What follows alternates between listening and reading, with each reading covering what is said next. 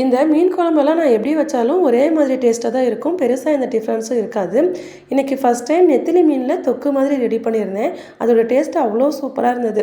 இதுக்கு ஃபர்ஸ்ட்டே மீன்ல வந்து உப்பு, மஞ்சத்தூள், மிளகாத்தூள்லாம் சேர்த்துட்டு, இது எல்லாத்தையும் ஆயில்ல லைட்டா ஃப்ரை பண்ணிட்டு அப்படியே எடுத்து வச்சுக்கலாம். இது இருக்கட்டும்.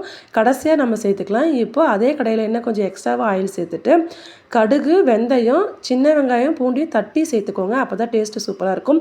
இதெல்லாம் நல்லா வதங்கி வந்ததுக்கப்புறமா ஒரு கொத்து கருவேப்பிலை, ஒரு பெரிய சைஸ் தக்காளி இதையும் சேர்த்து நல்லா வதக்கிக்கோங்க. இது நல்லா வதங்கி வந்துட்டோம். அதுக்கப்புறமா கொஞ்சமாக மஞ்சத்தூள், 1 ஸ்பூன் மிளகாத்தூள், 2 ஸ்பூன் கொத்தமல்லி தூள், 1 ஸ்பூன் குழம்பு மசாலா தூள், தேவையான அளவு உப்பு சேர்த்துட்டு நல்லா கலந்து விட்டுக்கோங்க. அதுக்கப்புறமா ஒரு பெரிய லெமன் சைஸ் புளியை சேர்த்துட்டு நல்லா ஒரு கொதிச்சு வந்துடணும். இது ஒரு 1/2 மணி நேரம் சிம்லேயே கொதிச்சு வரணும். அப்போ தான் நல்லா திக்காக வரும். இது நல்லா திக்காக வந்ததுக்கப்புறமா நம்ம ஃப்ரை பண்ணி வச்சுருக்கிற நெத்திலி மீனையும் சேர்த்துக்கோங்க. இதை சேர்த்துட்டு ஒரு 2 நிமிஷம் குக் பண்ணால் போதும். இந்த மீனெல்லாம் நல்லா வெந்து வந்துடும். இதை அப்படியே ஸ்டவ் ஆஃப் பண்ணிவிட்டு ஒரு 10 நிமிஷம் போல் அப்படியே விட்டுருங்க. மசாலாலாம் ஊறி டேஸ்ட்டு சூப்பராக வந்திருக்கும்.